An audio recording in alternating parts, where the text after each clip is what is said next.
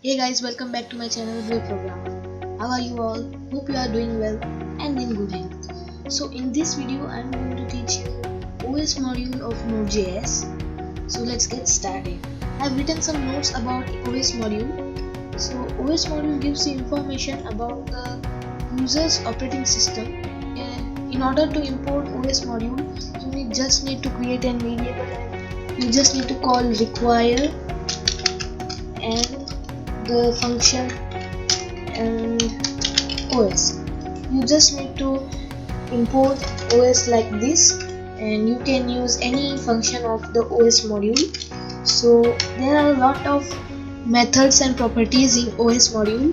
I will teach you some of them.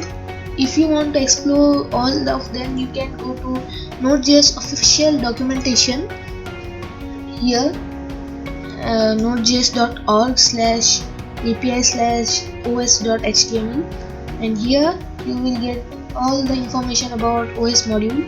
So I will teach you the most important methods and properties of the OS module. So the first method is os.arch. This will return your architecture of your operating system. You run the code node index.js. As you can see, it's returning me x64. This means that the architecture of my operating system is 64 bits. Moving to the next method, which is os.homedir. It's returning me the home directory of my system, which is c user slash the username. And moving to our next method called hostname.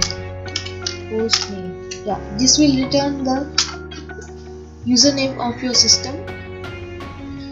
Moving to our next method, which is os.platform. This will return the platform of your operating system, which is Win32. As you can see here in the notes as well, this will return the platform of your operating system. So it's Windows, that's why it's returning me Win32.